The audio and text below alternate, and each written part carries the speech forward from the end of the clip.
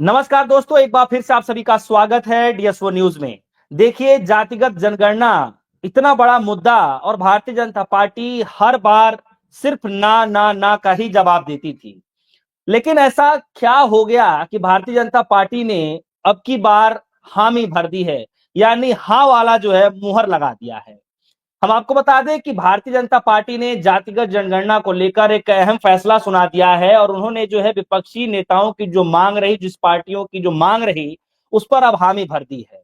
अब इसको लेकर लगातार लोग ये कह रहे हैं कि क्या हकीकत में यह जनता की भलाई के लिए जो विपक्षी नेता सोच रहे थे, यह देखते हुए मोदी सरकार ने फैसला लिया है, या फिर नई राजनीति के अंदर, नई चुनावी के अंदर यह वोट बैंक का नया जुगाड़ भारतीय जनता पार्टी ने ढूंढ लिया है।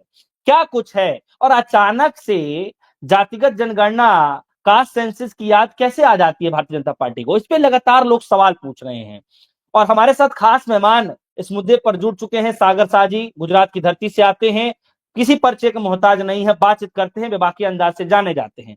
सागर शाह जी, मेरा सिंपल सा सवाल यही है कि आखिर अचानक से भारतीय जनता पार्टी को ये कास्ट सेंसस की यादें क्यों आ जाती हैं सर? सबसे पहले तो धन्यवाद कि आपने बोलने का मौका दिया। मोदी जी की मानसिकता कौन से वक्त पर क्या काम करती है, ये आज तक किसी को नहीं पता। लेकिन सबको ये जरूर पता है कि मोदी जी जो जो करते हैं 11 साल में, हर चीज फ्लॉप हुई है। किसानों के बिल का उदाहरण है, माफी मांगनी पड़ी।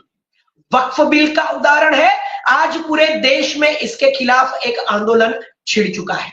आपको पता है कांग्रेस के ऊपर आरोप लगाए गए थे 2G स्पेक्ट्रम के, उसमें किसी को भी कोई सजा नहीं मिली। अभी अभी कॉमनवेल्थ गेम्स के अंदर क्लीन चिट मिली है देश के प्रधानमंत्री के, उनकी खुद की डबल इंजन की सरकार के सामने कांग्रेस को।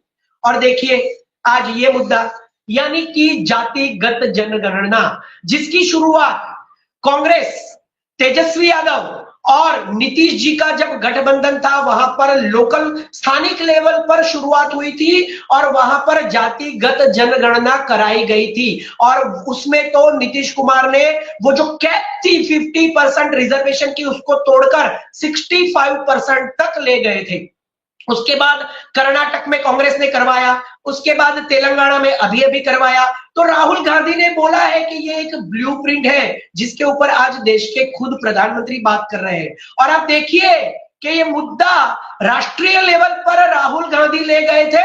उस मुद्दे को बिहार से लेकर राहुल गांधी ने भारत जोड़ो यात्रा के बाद संसद से लेकर सड़क तक इतना हिट किया, इतना ऊपर ले गए कि आज उस भारत जोड़ो यात्रा के बाद आज जब पूरा देश राह देख रहा है कि क्या एक्शन लेने वाले हैं, तब जाकर विपक्ष के मुद्दे पर मोहर लगानी पड़ती है देश के प्रधानमंत्री को, जो संसद में कहता था कि एक अकेला सब पर भारी, जिसे आज विपक्ष की बात, एलओपी की बात और पूरे इंडिया गठबंधन की बात को मानना पड़ रहा है। तो ये है एक सक्षम विपक्ष, इंडिया गठबंधन, जिसे आज देश के प्रधानमंत्री को उस पर मोहर लगानी पड़ती है। कब? आप देखिए, बहुत बड़ी बात है। क्यों? संसद के अंदर जब राहुल गांधी ने यह मुद्दा उठाया था, तब इसी सरकार के एक मंत्री अनुराग ठाकुर ने बदजबानी की थी। उन्होंने राहुल गांधी को भरे संसद में कहा था कि जिसको अपनी जात का पता नहीं, वो जातिगत जनगणना करवाना चाहता है। तब राहुल गांधी ने कहा, आप मेरा कितना भी अपमान कर लो। राहुल गांधी ने सामने गाली नहीं बोली थी, क्योंकि एक उच्चतम डेस्टिनी होती है और एक कॉमन मैन होता है, एक चाटुकार, किसी को खुश करने वाला। उसमें कितना फर्क होता है, यह राहुल गांधी ने बताया था। राहुल गांधी ने बोला था, मैं थप्पड़ के बदले में थप्पड़ नहीं मारता हूं, गाली के बदले में गाली नहीं बोलता हूं, और गोली मारो सबको, उसके सामने मैं गोली नहीं चलाता हूं। आप मेरा कितना भी अपमान कर लो, आप मेरा कितना भी मेरे पूरे परिवार का अपमान कर लो, आप नेहरू से लेकर राहुल गांधी का, प्रियंका गांधी का अपमान कर लो, लेकिन जातिगत जनगणना अगर सरकार नहीं कराएगी, अगर आप नहीं कराएंगे, तो हम कराएंगे, राहुल गांधी ने डंके की चोट पर कहा था। और अनुराग ठाकुर को आज उस थप्पड़ का करारा जवाब मिला है। कंगना रनौत एक जिसकी कोई वैल्यू नहीं है, वो जो कुछ भी अनाज शराब बकती है, उसे जब पूछा गया था एक चैनल पर कि क्या जातिगत जनगणना करवानी चाहिए, तो उन्होंने कहा था बिल्कुल नहीं करवानी चाहिए। और उन्होंने एक काउंटर क्वेश्चन पूछा था कि राहुल गांधी को एलओपी किसने बना दिया। उसको संसद का ये ग्रामर भी नहीं पता था कि एलओपी कब बना जाता है, कैसे बना जाता है, वो ओहदा कब मिलता है। तो ऐसे लोगों के वीडियोस आज वायरल हो रहे हैं जब राहुल गांधी ने अपने मुद्दे को जीत लिया है। और सबसे बड़ी बात, ये तो अनुराग ठाकुर की बात थी, ये तो कंगना रनौत की बात थी। योगी आदित्यनाथ ने बोला था कि बटोगे तो कटोगे, बटना नहीं है, कटना नहीं है। कांग्रेस आपको जातियों में जातिगत जनगणना के द्वारा बांट रही है, लेकिन योगी ने यह नहीं बोला था कि इसमें तो जिसकी जितनी ताकत, जिसकी जितनी भागीदारी जाति में, उसकी उतनी हिस्सेदारी हर क्षेत्र में। ये राहुल गांधी ने बोला था। महिला आरक्षण लेकर आए हैं ये लोग संसद में, महिलाओं के लिए 33% या जितने भी परसेंट है, क्या मिला है आज तक? तो ये लॉलीपॉप देते हैं, पूरी दुनिया को पता नहीं। मुझे पूरा करने दीजिए, छोटा सा है। उसके बाद मोदी जी ने इसी के ऊपर कहा था कि एक है तो सेफ है। और नरेंद्र मोदी ने, देश के प्रधानमंत्री ने खुद कहा था कि राहुल गांधी, विपक्ष, इंडिया गठबंधन, कांग्रेस, ये जो जातिगत जनगणना करवाना चाहती है वो अर्बन नक्सली विचार है।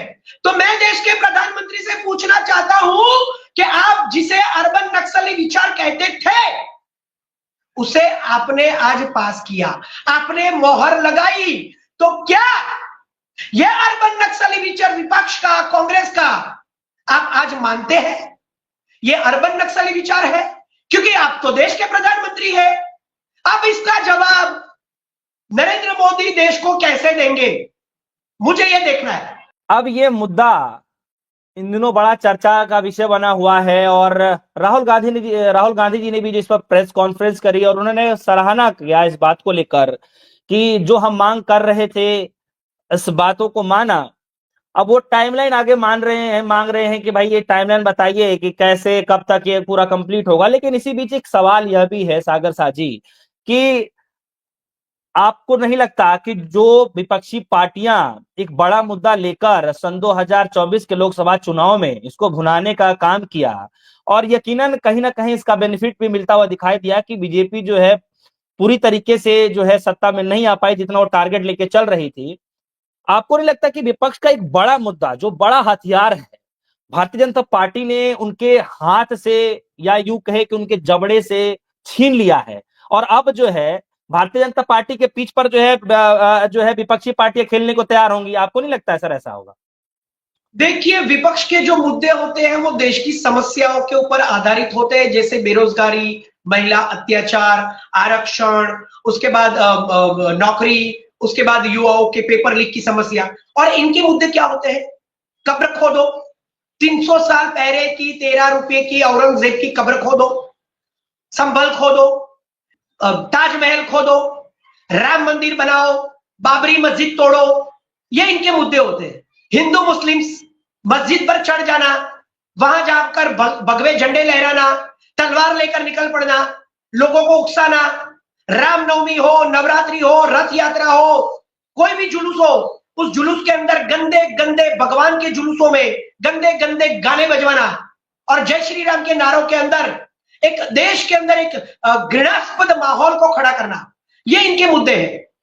राहुल गांधी ने क्या बोला था संसद में कि जातिगत जनगणना अगर आप नहीं करेंगे तो हम करेंगे। मतलब विपक्ष तो चाहता है कि हम जो कहे वो सरकार करे और इसीलिए एक सक्षम विपक्ष की भूमिका जो होती है ये उजागर होती है। देखिए, किसानों के काले 3 कानून, किसानों ने आंदोलन किया था।